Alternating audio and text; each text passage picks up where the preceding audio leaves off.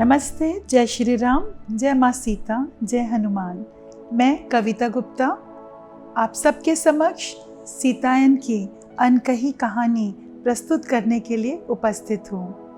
नवरात्रि के इस शुभ पावन अवसर पर एक बार फिर आप सभी का हार्दिक अभिनंदन करती हूँ और पीएमसी का बहुत बहुत आभार व्यक्त करती हूँ, जिन्होंने मुझे यह सुनहरा अवसर दिया 9 दिनों तक आप सबको सीतायन की यह पुस्तक सीतायन। एक बार फिर मैं आप सबको बता दूं दोस्तों, यह वह किताब है Sitayan, untold story of Sita, जिसकी ओरिजिनल लेखिका डेना मैरियम जी हैं, जो यूएस से बेस्ड है, अमेरिका में रहती हैं।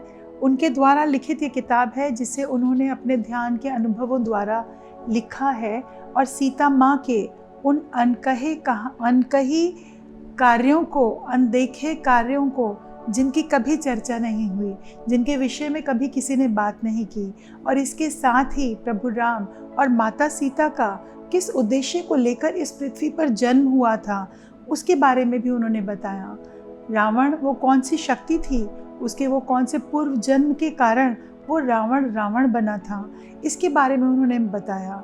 उन्होंने इसके साथ ही अनेकों छोटी छोटी कहानियों के माध्यम से भारत वर्ष में हजारों वर्ष पूर्व जन्मे उन ऋषि स्त्रियों की, नारियों की, साध्वियों की वो कहानी, किस प्रकार वो विदुषी थी और अपने ज्ञान और ध्यान के द्वारा उन्होंने किस तरह की सिद्धियों को प्राप्त किया था, और किस प्रकार वो उन महान ऋषियों महर्षियों की मात्र पत्नी ही नहीं थी, स्वयं विदुषी थी, और उन्होंने भी इस सृष्टि के आध्यात्म में उन्नति के लिए अनेकों सहयोग दिए, योगदान दिया। उन सब की भी अनेकों छोटी छोटी कहानियां हैं इसमें, और ये किताब मैं आप सबको एक बार फिर रिकमेंड करना चाहती हूँ कि इस किताब को आप अवश्य पढ़ें। इस किताब का हिंदी में भावानुवाद मैंने किया है। एक बार फिर मैं आप सबसे रिक्वेस्ट करूँगी, इस किताब को आप अवश्य पढ़ें। 9 दिनों में मैंने प्रयास किया है इस किताब से कुछ चुनिंदा प्रसंग लेने का, और इसके साथ ये भी ध्यान रखा है कि इस किताब को पढ़ने में आपकी रुचि बराबर बनी रहे। इसका जो इम्पॉर्टेंट, खास, महत्वपूर्ण हिस्सा है वो आपके पढ़ने के लिए मैंने अभी भी छोड़ा है, उसको मैंने इन 9 दिनों में नहीं रखा। लंका में रावण के वध के बाद की जो कहानी है वह आप सबको खुद ही पढ़नी है, क्योंकि वो भी बहुत सुंदर प्रसंग है इस कहानी का, इस कथा का, इस किताब का। जब माता सीता लवकुश को आश्रम में किस प्रकार जन्म देकर उनका लालन पालन करती हैं, उनको किस प्रकार आध्यात्मिक शिक्षा देती हैं, किस प्रकार उनके जीवन का आगे बढ़ती है कहानी, ये भी बहुत सुंदर प्रसंग हैं जिसे मैं चाहती हूँ आप सब अवश्य पढ़ें और अपने ज्ञान की और अपने ध्यान के अनुभवों को और सुंदर बना सकें, क्योंकि इसमें जो ज्ञान है वो अमूल्य है और अद्भुत है, और जिस अनूठी शैली से लिखा गया है, मुझे उम्मीद है आप सबको बहुत प्रसन्नता होगी पढ़कर, आप सबको बहुत अच्छा भी लगेगा। आज रामनवमी के दिन, आज हमारे आखिरी दिन, प्रभु राम की इस शौर्य गाथा को आगे बढ़ाते हुए किस प्रकार माता सीता ने उनका सहयोग दिया, किस प्रकार माता सीता ने लंका में रावण के साथ आंतरिक युद्ध, मानसिक युद्ध करके उसकी शक्तियों को क्षीण किया और प्रभु श्री राम की विजय का उद्घोष किया, और यह निश्चित किया कि हर हालत में प्रभु श्री राम विजयी हों। इसका उन्होंने किस प्रकार बीड़ा उठाया, इसके विषय में एक दो छोटे प्रसंग लेकर फिर हम ध्यान करेंगे दोस्तों। यहाँ हम कल तक पहुँचे थे कि कैसे रावण माता सीता को अलग अलग भ्रम जालों में फंसाने का प्रयास कर रहा था, उन्हें झूठी सच्ची खबरें बताकर परेशान करने का प्रयत्न कर रहा था। उसको ये तो समझ में आ गया था उसका मुकाबला किसी साधारण स्त्री के साथ नहीं, ये भी कोई महान सिद्धि या कोई तपस्विनी है, पर वो इस बात को मानने के लिए तैयार नहीं था कि कोई स्त्री, इतनी साधारण दिखने वाली स्त्री इतनी शक्तिशाली हो सकती है, जो उसके हर प्रकार के भ्रामक माया जालों से बाहर निकल सकती है। निंद्रा विहीन रातों में और अपने क्रोध से पागल हुआ, इन क्रोध के आवेग से पागल हुआ रावण हर प्रकार से चेष्टा कर रहा था किस प्रकार माता सीता को मानसिक क्षति पहुंचाए, किस प्रकार उनको कष्ट पहुंचाकर उन्हें हराने की कोशिश करे, क्योंकि वह ये हजम ही नहीं कर पा रहा था कि कोई स्त्री उनसे अधिक शक्तिशाली हो सकती है। इसी संकल्प के साथ वो एक दिन युद्ध से कुछ दिनों पूर्व प्रभु राम की मृत्यु का संकल्प कर किस प्रकार उन्हें इस तरह की माया जाल में फंसाएगा, और वो अशोक वाटिका में सीता के सामने बहुत दिनों के बाद आता है। और वो बहुत दिनों के बाद माता सीता के सामने आता है और आकर के उन्हें कहता है, और आकर के वो इस तरह का दृश्य, इस तरह का झूठा दृश्य प्रस्तुत करता है जिसमें युद्ध भूमि में प्रभु श्री राम लगभग लहूलुहान हो गए हैं और मरणासन स्थिति में हैं। माता सीता के आगे प्रभु राम का मृत शरीर पड़ा है। अपने प्रियवर के निर्जीव शरीर को सामने पड़ा देखकर हृदय में वह रुदन कर रही थी, पर अपने इस भाव को रावण के सामने प्रस्तुत नहीं करना चाहती थी। वे अपनी करुणामयी मुस्कान के साथ धीमे धीमे अपने पैरों पर खड़ी होकर रावण की आंखों में आंखें डालकर रावण से कहती हैं, रावण, तुम्हारे इतने वर्षों की तपस्या, साधना, प्रार्थना सब कुछ व्यर्थ चला गया। यह जन्म तुमने निरर्थक यूं ही गवा दिया। तुम्हारी दशकों की तपस्या बेकार चली गई। क्या तुमने अपनी प्रार्थना से, उपासना से, महादेव की तपस्या से कुछ भी नहीं सीखा? क्या तुम नहीं समझ सके कि तुम्हारे जीवन का उद्देश्य क्या था? इन वर्षों में तुम चाहते तो क्या ना कर लेते, परंतु तुमने सत्य का सामना ही नहीं किया। तुमने अपनी वास्तविकता को ही नहीं जाना। तुमने दूसरों को इस भ्रमजाल को दिखा दिखा कर लोगों को छलना चाहा, परंतु यदि कोई भ्रम में है तो वह केवल और केवल तुम हो, क्योंकि तुम हो जो सही वास्तविकता को नहीं जानते।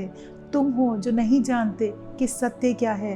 तुम नहीं जानते किस उद्देश्य को लेकर तुम इस धरती पर आए थे और क्या कर दिया तुमने। रावण जोर से ठहाका लगा के हंसा। किस सत्य की बात करती हो सीता? मैं वो हूँ जो सत्य को रचता है। मैं वो हूँ जो जो चाहूँ वो कर सकता है। मैं वो हूँ जो बिजलियाँ कड़का सकता है, धरती पर दरारें डाल सकता है, ग्रहों की चाल रोक सकता है। मैं जो चाहूँ वो कर सकता हूँ।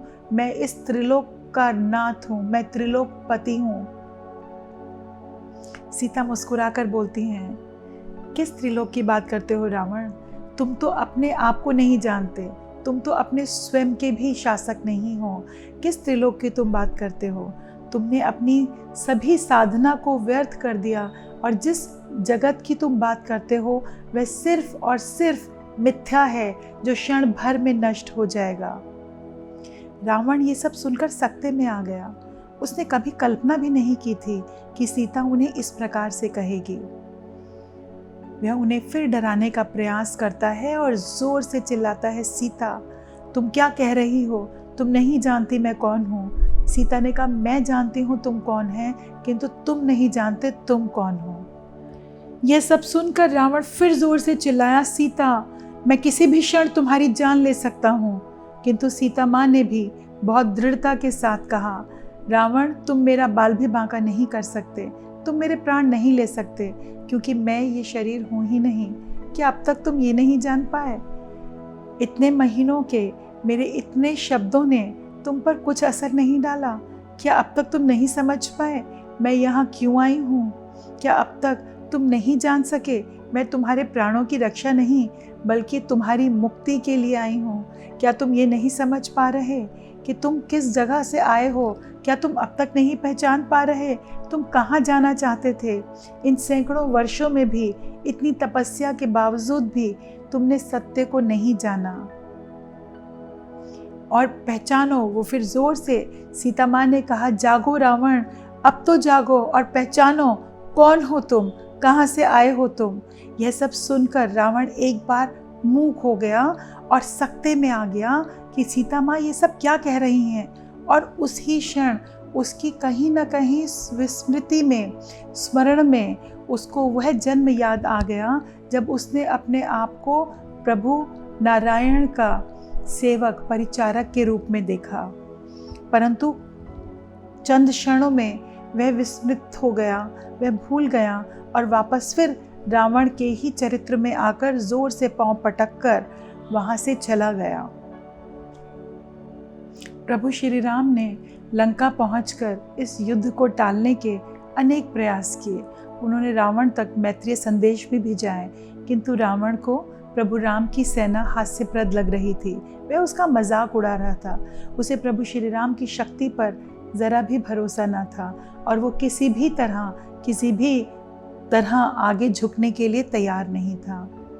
प्रभु श्री राम लंका के किनारे खड़े भव्य लंका को देख रहे थे और वह जानते थे कि भयानक युद्ध होने वाला है और इस युद्ध में हजारों निर्दोष लोग मारे जाएंगे और उनके साथ ही अनेकों जीव जंतु भी और वन्य संपदा भी नष्ट होने वाली है।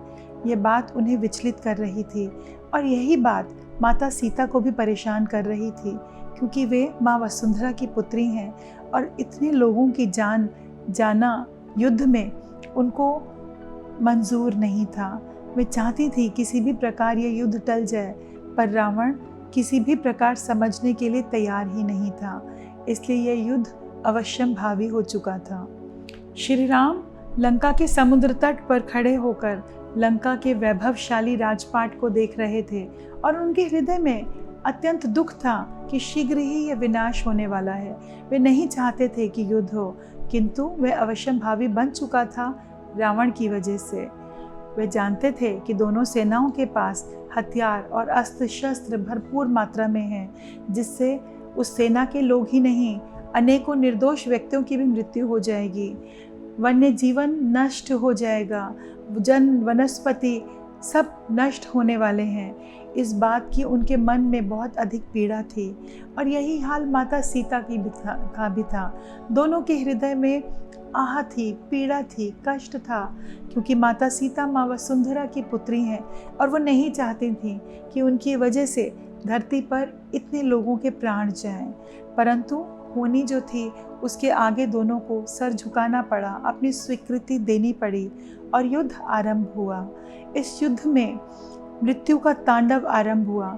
धरती पर जोर जोर विस्फोट हो रहे थे, चारों तरफ से लोगों की हाहाकार हो रही थी, मृत्यु हो रही थी, जिसमें रावण के अनेक महान नायकों की मृत्यु हुई, जिसमें उसके पुत्र भी शामिल थे। यहाँ माता का हृदय पीड़ा से फटा जा रहा था, क्योंकि उनके लिए कोई भी व्यक्ति अलग नहीं था, उनका शत्रु नहीं था। किसी भी प्राणी का हताहत होना उनके हृदय को पीड़ा पहुंचा रहा था। यह बात उनके लिए बहुत कष्टदायी थी। लोगों की मृत्यु देखकर उनका हृदय दर्द से फटा जा रहा था। और एक दिन अचानक त्रिजटा दौड़कर उनके पास आई और उसने आकर युद्ध स्थल का समाचार माता सीता को सुनाते हुए कहा कि श्री राम के भाई लक्ष्मण की मृत्यु हो गई है। यह सुनकर सीता माँ अचंभित हो गई, ये कैसे संभव हो सकता है, और घबरा गईं। उन्होंने अपने त्रिनेत्र से देखा, युद्ध स्थल पर सचमुच लक्ष्मण मूर्छित पड़े थे और उन्हें तभी शूर्पणखा की वो श्राप, वो बात याद आ गई जिसमें उसने लक्ष्मण को श्राप दिया था कि वह बहुत कष्ट से उसकी मृत्यु होगी, और उसे याद कर सीता माँ की आंखों से अश्रु बहने लगे। लक्ष्मण का तो इसमें कोई दोष नहीं था, उन्होंने सिर्फ मेरी जान बचाने के लिए ऐसा किया। और शूर्पणखा अपनी भ्रामक शक्तियों से शक्तिशाली थी और उन्हें नुकसान पहुंचाने आई थी। वह किसी भी हालत में लक्ष्मण की जान नहीं जाने देंगी, उन्हें हर हालत में लक्ष्मण की जान बचानी ही होगी। यह सोचकर सीता माँ अपने त्रिनेत्र से, अपने एस्ट्रल बॉडी से उस युद्ध स्थल पर पहुंच गईं, जहां कोई उन्हें देख नहीं पा रहा था, क्योंकि वह अपने भौतिक शरीर में वहां नहीं थी। कोई उन्हें देख नहीं सकता था, कोई उन्हें सुन नहीं सकता था। वहां जाकर वे लक्ष्मण के सिरहाने बैठकर उसको देख रही थी, प्रभु श्री राम औषधियों का रस उनको खिला रहे थे, उनकी सेवा कर रहे थे। और वैद्य जी हनुमान को संजीवनी बूटी लाने के लिए कह रहे थे, जो शीघ्र ही लेके उन्हें वहाँ पहुँचना चाहिए था। थोड़ी भी देरी का विलंब उनके लिए घातक हो सकता था, ऐसा वैद्य जी ने कहा। तभी सीता माँ को एक परछाई नजर आई जो लक्ष्मण की ओर बढ़ रही थी। एक क्षण में ही माता सीता समझ गए ये कोई और नहीं, मृत्यु के देवता यम हैं। और लक्ष्मण के चारों ओर काले बादल छाने लगे। यह देखकर माता सीता घबरा गईं और झट यमदेव के सामने आकर खड़ी हो गईं और अपने दोनों हाथों को चौड़ा कर कर उन्होंने यम देवता से प्रार्थना की कि आप इन्हें नहीं ले जा सकते, आपको इन्हें प्राणदान देना होगा। परंतु यमदेव अपनी बात पर अडिग थे। उन्होंने कहा, लक्ष्मण का समय आ गया है और इन्हें अब जाना ही होगा। इस युद्ध में राम को भी बलिदान देने ही पड़ेंगे और लक्ष्मण को उस श्राप को पूर्ण करना होगा जिसमें उसने एक स्त्री को, निहत्थे स्त्री को नुकसान पहुंचाया था। उसका फल लक्ष्मण को भोगना ही पड़ेगा। परंतु माता सीता कोई भी बात सुनने मानने तैयार नहीं थी। जिस ओर से भी यम देवता लक्ष्मण को लेने जाते, वो ठीक उससे पहले आगे आकर उनके बीच में खड़ी हो जाती और फिर हाथ जोड़कर प्रार्थना करती कि नहीं, आप लक्ष्मण को नहीं ले जा सकते प्रभु, आपको लक्ष्मण की जान बख्शनी ही होगी। पर इस तरह घंटों बीत गए और आखिर में यमदेव को माता सीता की बात सुननी पड़ी। उन्होंने कहा, मैं एक शर्त पर ऐसा कर सकता हूँ, इसके बदले में यदि आप अपने जीवन से लक्ष्मण को कुछ वर्षों का दान दें तो यह संभव हो सकेगा। जिसे सीता माँ ने सहर्ष स्वीकार कर लिया और अपने प्राणों का, अपने जीवन का दान देकर लक्ष्मण की जान बचा ली और वहाँ से चली गईं। वहाँ जाकर वे मूर्छित होकर के उस वृक्ष के नीचे फिर गिर पड़ी और यहाँ युद्ध स्थल पर शनै शनै हनुमान के आने से पूर्व ही लक्ष्मण में प्राण लौटने लगे। और जब हनुमान संजीवनी बूटी लेकर आए तो लक्ष्मण पूर्ण रूप से स्वस्थ हो गए। सोमा ने बताया, माता ने जब ये कहानी हनुमान को सुनाई तब वे नहीं जानती थीं कि सच में ये घटना हुई थी या स्वप्न मात्र था। परंतु हनुमान जानते थे, क्योंकि उन्होंने देखा था जब मूर्छित लक्ष्मण को होश आया तो सबसे पहले उन्होंने पूछा, सीता माता कहाँ पर है। श्री राम ने कहा, वे अभी तक रावण की कैद में ही हैं। पर लक्ष्मण ये बात मानने के लिए तैयार ही नहीं थे।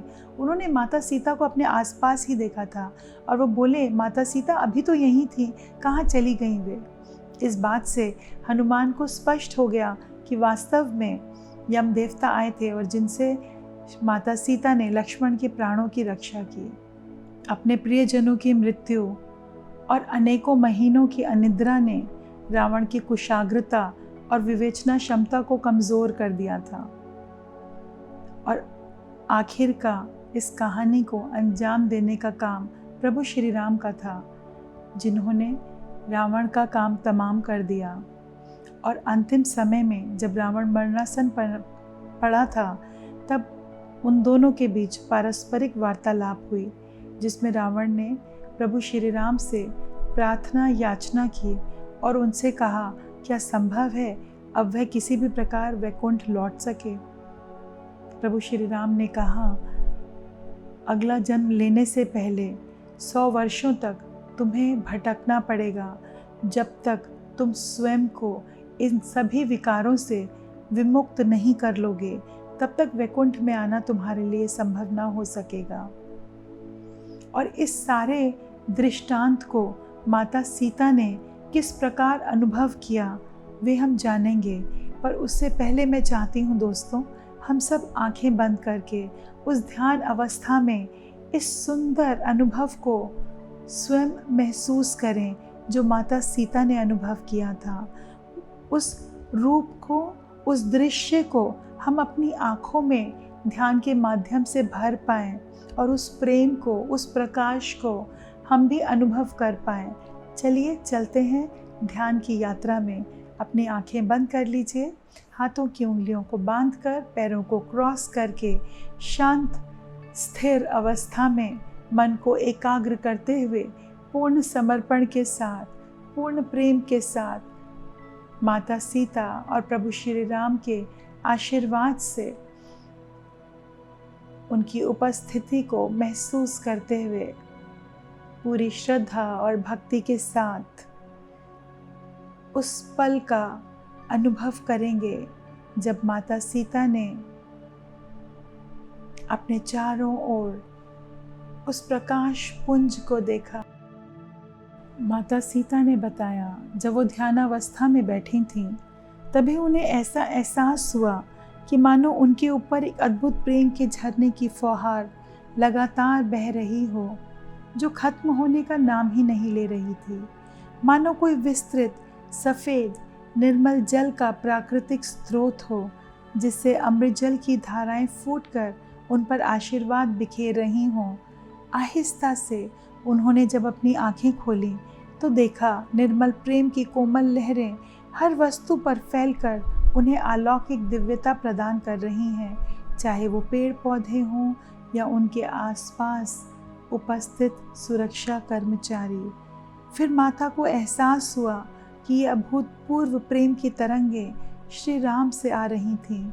इससे पहले वे अपना आखिरी तीर चलाते क्षण भर वहाँ अपने स्थान पर स्थिरता से ठहरकर रावण की दिव्य आत्मा को आत्मज्ञान व सहज बोध का एहसास करवाकर उसे उसके भ्रमजालों से उन्होंने बड़ी करुणा के साथ विमुक्त कर दिया। उन्होंने अपने अनुपम प्रेम की अलौकिक बौछार कर उसे पवित्र कर दिया और फिर आखिरी तीर कमान पर चढ़ाया और जड़ से उसके 10 विध्वंसक गुणों का नाश कर दिया, जिन्होंने रावण को अपनी कैद में बंद कर रखा था। माता जान चुकी थी जब युद्ध का अंत हुआ, ठीक उसी समय जो अमृत प्रवाह उन पर हो रहा था वह बंद हो गया। वह धीरे धीरे ध्यान से बाहर आने लगी और वे प्रेम की तरंगें आग की लपटों में बदल गईं, जिनसे उनका पूरा शरीर अग्नि से परिग्रहित हो गया। उनकी साधना से निकली महान तेज ऊर्जा अग्नि में परिवर्तित हो गई। इसलिए उस क्षण श्री राम व अन्य सभी ने उन्हें अग्नि के मध्य बैठा पाया। लक्ष्मण विचलित हो चिल्ला उठे। उन्हें लगा माता को जीवित अग्नि में जला दिया गया है। वे उन्हें बचाने उनकी ओर दौड़ने लगे, किंतु श्री राम ने उन्हें रोक लिया। अचंभित हो इस दृश्य को देखते हुए उन्होंने इस स्थान की सारी अपवित्रता और युद्ध के दुष्परिणाम को ग्रहण कर लिया है। लक्ष्मण, यह अग्नि उनकी तपस्या की महान उष्णता है, इसे भस्म होने दो। वह अग्नि फिर उनके शरीर के भीतर समा गई और फिर शांत हो गई। और ठीक उसी क्षण अयोध्या में उन्होंने जो अग्नि का ज्योतिर्पुंज प्रज्वलित किया था वह बुझ गया। सोमा ने कहा, मैं इसको लगातार पहरा दे रही थी और जब ये एक तेज ज्वाला में परिवर्तित हुआ और फिर बुझ गया, 14 वर्षों तक जलने के बाद माता की यह ज्योति बुझ गई थी और मैं उसी समय समझ गई थी यह विजय का संकेत है। लंका में अग्नि की लपटों का माता के शरीर में समाहित होने के पश्चात श्री राम की उपस्थिति को उन्होंने महसूस किया और उन्हें देखने के लिए आंखें खोलीं। अपूर्व प्रसन्नता की उस घड़ी में अत्यंत हर्ष के साथ उन्होंने उठकर श्री राम का अभिनंदन करना चाहा, किंतु बहुत दिनों से वे अपने पैरों पर खड़ी नहीं हुई थी और अमृत प्रवाह के बंद हो जाने से अचानक उनकी देह भोजन व पानी के अभाव में कमज़ोर हो गई थी। और जैसे ही उन्होंने उठने का प्रयत्न किया, सारी सृष्टि उनके सामने चक्कर खाने लगी और माता बेहोश होकर भूमि पर गिर पड़ी। जबकि श्री राम को भी उनके घावों के उपचार की चिकित्सा की आवश्यकता थी। इस भीषण युद्ध के उपरांत उन्हें भी विश्राम ज़रूरी था, किंतु उन्होंने स्वयं की चिंता न करते हुए माता सीता को उठाया, उन्हें महल ले गए और कई दिनों तक उनके सिरहाने बैठ उनका ध्यान रखा। उनके मुंह में बूंद बूंद जल पिलाकर उनकी देखभाल की जब तक वे स्वस्थ न हो गईं। और बाद में माता का आखिरी कार्य लंका में था उस अशोका वृक्ष के पास जाकर उसे धन्यवाद करना, जिस वृक्ष ने उन्हें आश्रय दिया था। उन्होंने पूरी श्रद्धा भक्ति के साथ पवित्र अशोका वृक्ष की जड़ों को माथा टेक कर प्रणाम किया और उस महान वृक्ष को, जो उस कठिन समय में उनका साथी और साक्षी था, धन्यवाद ज्ञापन किया। और इसके बाद वे सब खुशी खुशी अयोध्या लौट गए और अयोध्या वासियों ने खुशी मनाई। ये सब कहानी हम सब जानते हैं, किंतु इससे आगे की कहानी जानने के लिए मैं चाहती हूँ आप सब इस किताब को अवश्य पढ़ें और एक बार ध्यान में ही बने रहते हुए माता सीता और प्रभु श्री राम की ऊर्जा को अनुभव करते हुए, उस अलौकिक दिव्य प्रेम का एहसास करते हुए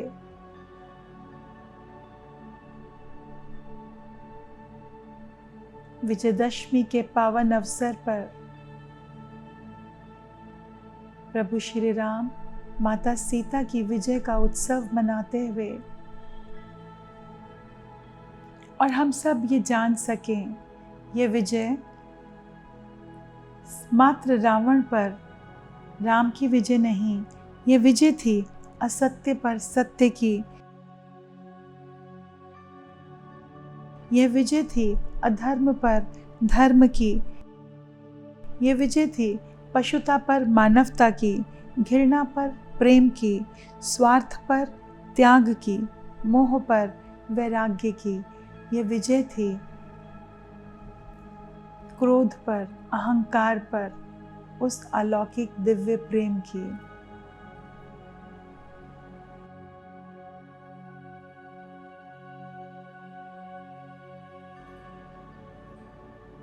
इस विजयदशमी के पर्व को हम वर्षों वर्षों से मना रहे हैं।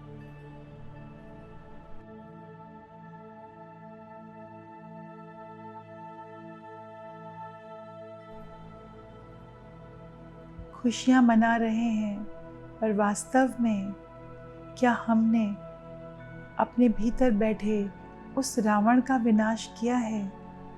ये जानना, स्वयं का आत्मनिरीक्षण करना आज इस विजयदशमी के दिन और भी आवश्यक हो जाता है दोस्तों। झांकिए अपने स्वयं के भीतर और देखिए, क्या रावण के उन विकारों जैसा कहीं कोई विकार, कोई अवगुण आपके भीतर तो छुपा नहीं बैठा? क्योंकि रावण भी आपके भीतर है और राम भी आपके भीतर है। देवता भी आप हैं, असुर भी आप हैं, सत्य भी आप, असत्य भी आप।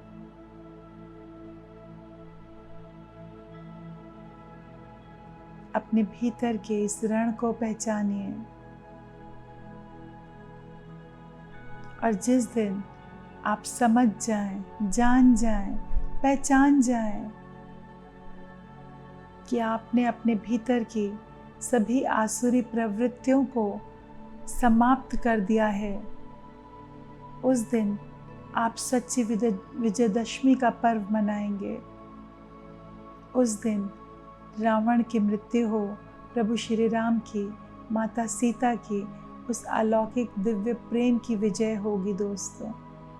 हम सब के लिए आवश्यक है अपने भीतर छिपे उस रावण का वध करना, अपने भीतर छिपे हर विकार, हर अवगुण, हर बुराई का नाश कर देना। यही सच्ची विजयदशमी होगी।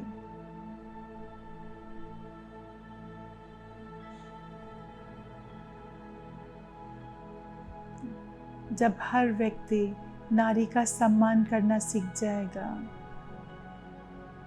जब नारी को पहले जैसा सम्मान मिलेगा, प्राणी प्राणी से प्रेम करेगा, अहिंसा का राज होगा, शांति का राज होगा, पूरे विश्व में प्राकृतिक नियमों का पालन किया जाएगा।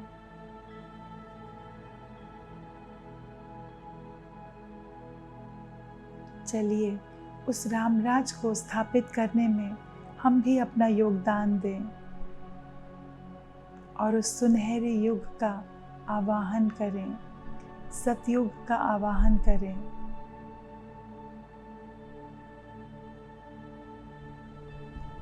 जय श्री राम। धन्यवाद, बहुत बहुत धन्यवाद।